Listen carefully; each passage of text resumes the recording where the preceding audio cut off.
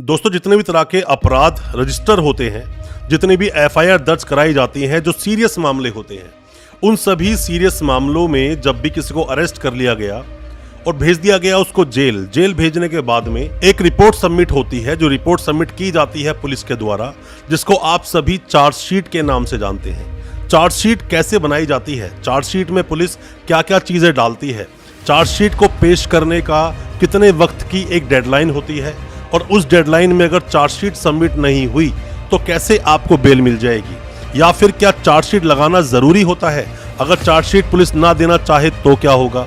दोस्तों, बहुत सारे सवाल आपके दिल में होते हैं जो अक्सर आप हमसे सवाल पूछते हैं, और चार्जशीट के बारे में मैक्सिमम लोग जानते भी हैं चार्जशीट का मतलब होता क्या है, पर उन्हें यह नहीं पता कि चार्जशीट में किस तरह से पूरी रिपोर्ट को सबमिट किया जाता है, और अगर चार्जशीट लगा भी दी तो क्या उसके बाद भी पुलिस चार्जशीट लगा सकती है, जिसको सप्लीमेंट्री चार्जशीट बोलते हैं। ऐसे बहुत सारे सवाल होंगे जो आपके दिल में हैं, और जो पूछते हैं आप हमसे, हमारी वीडियोस में कमेंट करते हैं या हमें व्हाट्सएप करते हैं। कोशिश करेंगे उन सभी सवालों के जवाब देने की अपने इस वीडियो के माध्यम से। तो दोस्तों, ज़्यादा कुछ जानने के लिए चार्जशीट के बारे में बने रहिए हमारी इस वीडियो के साथ। नमस्कार दोस्तों, स्वागत करता हूँ फिर एक बार आप सभी का अपने इस यूट्यूब चैनल पर। मेरा नाम है वीरेंद्र वर्मा। जैसा आप सभी जानते हैं, हम इसी तरह की लीगल अवेयरनेस की वीडियोस आपके लिए लेकर आते हैं और आपको बनाते हैं कानूनी जानकार। दोस्तों, बहुत सारी वीडियोस हमने अब तक बनाई हैं, आपके राइट्स के बारे में बताया है।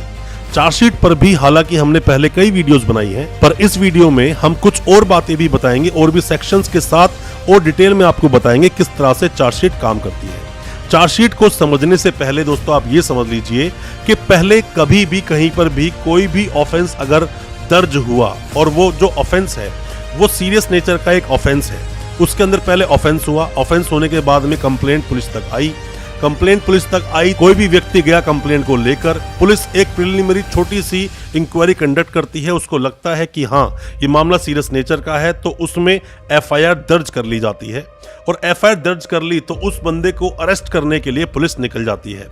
या तो वो आदमी मिल जाएगा या फिर नहीं मिलेगा। अगर वो आदमी मिल गया तो वहां पर अरेस्ट करने के बाद 24 घंटे के अंदर अंदर पुलिस को उस व्यक्ति को अरेस्ट करना होता है नियरेस्ट मजिस्ट्रेट साहब के सामने। जरूरी नहीं है कि मजिस्ट्रेट वही हो जो उस थाने के लगते हो, नियरेस्ट मजिस्ट्रेट भी वो हो सकते हैं, उनके सामने पेश करती है। और अगर पुलिस पेश नहीं करती है, ज़्यादातर मामलों में हालांकि ऐसा होता नहीं है, पेश नहीं करती है पुलिस, 2-4 दिन तो अपने पास रख लेती है। वो क्यों रखते हैं वो तो एक बात की बात है, हमने रिमांड पर डिटेल वीडियो बनाया है, उस वीडियो को जाके आप देखेंगे, आपके डाउट्स क्लियर उसमें हो जाएंगे। 24 घंटे के बाद जब पेश करते हैं तो वहाँ पर ये डिसाइड होता है कि अब उसको, जो व्यक्ति को लेकर आई है पुलिस मजिस्ट्रेट साहब के सामने, उसको जुडिशियल कस्टडी भेज दें, मतलब जेल भेज दें, या फिर उसको रिमांड पर दे दें पुलिस को। अब उसके बाद तय होता है, जब पुलिस किसी को रिमांड पर ले जाती है कुछ दिनों के लिए, मारते पीटते हैं, कुछ चीज़ें पूछते हैं और आगे फर्दर इन्वेस्टिगेशन करते हैं, और उसके बाद में जाकर पुलिस अपनी एक रिपोर्ट सबमिट करती है। जो रिपोर्ट सबमिट करती है उसी को बोलते हैं चार्जशीट। चार्जशीट में भी 3 डेज के प्रावधान है, जैसे कि 60 दिन, 90 दिन, 180 दिन। कुछ केसेस में 60 दिनों में चार्जशीट लगाई जाती है, कुछ सीरियस मामले और अपराध होते हैं 90 डेज में, और कुछ मामले और होते हैं जैसे एनडीपीएस भी उसके अंदर आता है, उसमें 180 डेज तक पुलिस अपनी चार्जशीट लगा सकती है, पुलिस अपनी इन्वेस्टिगेशन की रिपोर्ट सबमिट कर सकती है। अब मान लीजिए कि 60 दिन, 90 दिन या 180 दिन, जो आपके केस के अनुसार जो ये डेज बनते हैं, पुलिस ने चार्जशीट नहीं लगाई, वो लेट हो गई।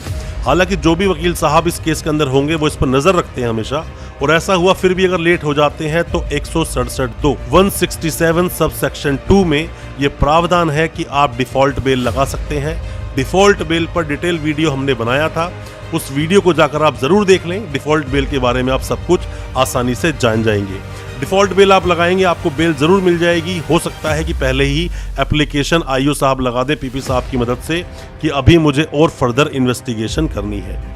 अब इसी में जब वो चार्जशीट लगाते हैं उससे पहले 2 सेक्शंस और आते हैं, अगर आप देखोगे 169 जो सीआरपीसी का बोलता है। अब दोस्तों, चार्जशीट से काफी पहले 2 सेक्शंस और पिक्चर में आते हैं। अगर आप देखोगे the code of criminal procedure 1973 का सेक्शन बोलता है 169, उसे बोलता है नो सफिशिएंट एविडेंस। अगर हो, मतलब कि सफिशिएंट एविडेंसेस नहीं है, तो पुलिस उस व्यक्ति को वहीं से फ्री कर सकती है और चार्जशीट लगाने की जरूरत नहीं पड़ेगी फिर उसके अंदर।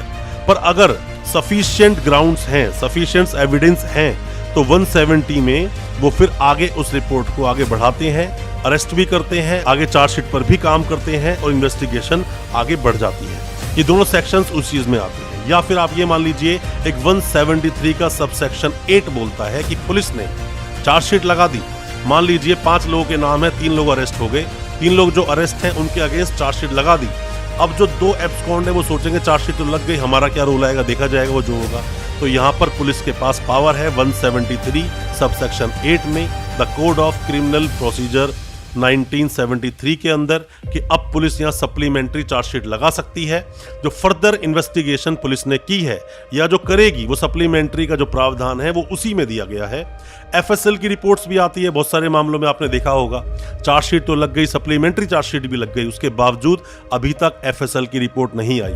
एफएसएल की रिपोर्ट बहुत मायने भी रखती है क्योंकि एफएसएल रिपोर्ट ये बताती है किस तरह से और पक्के और कॉन्क्रीट एविडेंसेस मिले हैं उस केस में, उस व्यक्ति के अगेंस्ट जिसको अरेस्ट किया गया था।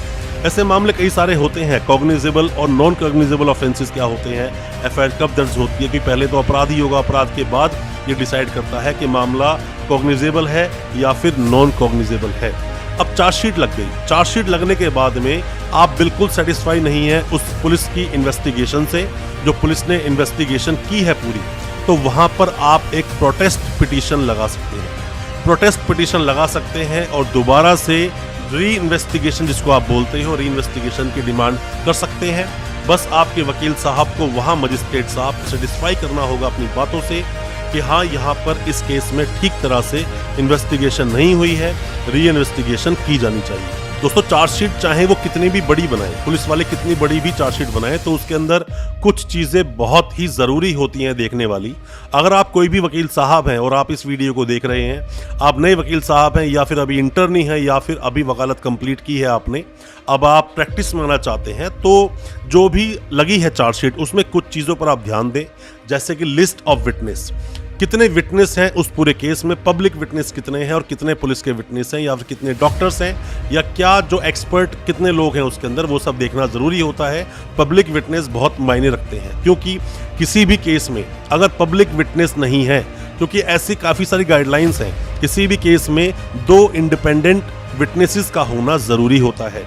पुलिस की जो इन्वेस्टिगेशन है बायस हो सकती है, पुलिस की इन्वेस्टिगेशन बायस भी हो सकती है, गवाही भी बायस हो सकती है, पर इसीलिए इंडिपेंडेंट विटनेसेस को लाया जाता है। ये आप जरूर देख लें, साथ में आप देख लें उसके अंदर की कौन कौन से लिस्ट ऑफ डॉक्यूमेंट्स क्या क्या है। लिस्ट ऑफ डॉक्यूमेंट्स आप देखें, किसने क्या गवाही दी, 161 के किसके क्या बयान है, मामला पॉक्सो का है, रेप का है, 164 के बयान आप बहुत अच्छे से पढ़िए। साथ में देखिए उसके अंदर कि पुलिस ने किस तरह से पूरी चार्जशीट रेडी की है, कहीं कोई पेपर मिसिंग तो नहीं, क्योंकि जब मामला आगे जाता है तो वहां पर एडमिशन डिनायल की भी बात आएगी आपके सामने, वहां भी चार्जशीट आपकी मदद करती है। सप्लीमेंट्री चार्जशीट भी काफ़ी मदद करती है और कई बार पुलिस की ठीक से जो इन्वेस्टिगेशन नहीं होती है वहां पर आपको री इन्वेस्टिगेशन की डिमांड कर ही देनी चाहिए। दोस्तों चार्जशीट को देखते हुए ही बेल भी कंफर्म होती है कि बेल कब होगी और कब नहीं होगी। बहुत सारे ऐसे मामले होते हैं जिसमें इन्वेस्टिगेशन का कंप्लीट होना बहुत ज़रूरी होता है। अगर इन्वेस्टिगेशन कंप्लीट नहीं हुई है, मजिस्ट्रेट साहब सेशंस कोर्ट या हाई कोर्ट तक, सुप्रीम कोर्ट तक भी आप जाओगे, आपको बेल नहीं मिलेगी।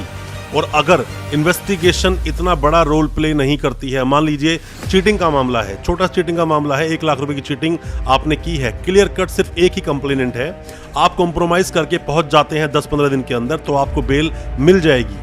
ऐसे कई सारे मामले जो कॉम्प्रोमाइज कर सकते हो, जिसके अंदर कंपाउंड कर सकते हो, उन मामलों में आप जाओगे, आपको बेल मिल जाएगी। कंप्लीट इन्वेस्टिगेशन होना उसमें ज़रूरी नहीं होता, बट जो सीरियस मामले होते हैं, कोई भी मामला 10 साल ज़्यादा की उसके अंदर सज़ा का प्रावधान है, इन मामलों में आप अक्सर देखोगे तो जब तक चार्जशीट नहीं लगती तब तक कोर्ट भी नहीं मानता कि बेल दी जानी चाहिए। वो सब आपके वकील साहब के आर्ग्यूमेंट्स पे डिपेंड करता है, आपके वकील साहब कितने अच्छे से केस को रिप्रेजेंट करते हैं। बहुत बार ऐसे लकूनास, मतलब कमियां ढूंढ लेते हैं आपके वकील साहब आपके केस में, जिसमें आपको आसानी से वो बेल दिला पाते हैं।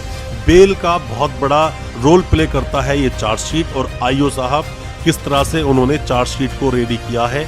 सभी आईओ साहब को उतनी नॉलेज केसेस के बारे में, उतनी नॉलेज कानून के बारे में नहीं होती अक्सर कि वो हर बातों पर डिटेल में मेंशन कर पाएं। तो कई बार तो ऐसा देखोगे आप चार्जशीट्स को, बहुत अच्छी चार्जशीट बनाई जाती है, और कई बार चार्जशीट्स आप देखोगे पतली चार्जशीट बनती है, उसमें ज़्यादा स्ट्रांगली आपके केस को प्रेजेंट ही नहीं किया जाता आईओ साहब के द्वारा। और कई बार मजिस्ट्रेट साहब इसी बात को लेकर वहाँ आईओ साहब को फटकार लगाते हैं, डांटते हैं और बोलते हैं कि आपकी इन्वेस्टिगेशन ठीक से नहीं हुई है, क्योंकि इन्वेस्टिगेशन बायस हो सकती है, एक तरफा इन्वेस्टिगेशन की जा सकती है।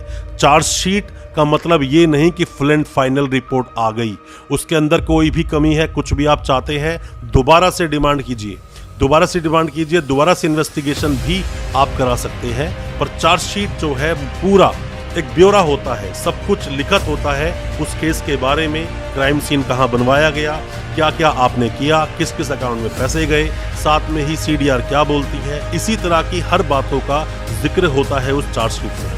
दोस्तों कोई भी किसी भी तरह के सवाल आपके दिल में है, कुछ भी आप जानना चाहते हैं क्रिमिनल केसेस को लेकर, आप कमेंट बॉक्स में अपने सवालों को पूछें। और दोस्तों साथ ही अगर आप कुछ भी पर्सनल इन्फॉर्मेशन आप हमसे चाहते हैं, अपने केस के बारे में कोई भी सलाह चाहते हैं, आप हमें व्हाट्सएप भी कर सकते हैं, हम आपको उसके रिप्लाई जरूर करेंगे।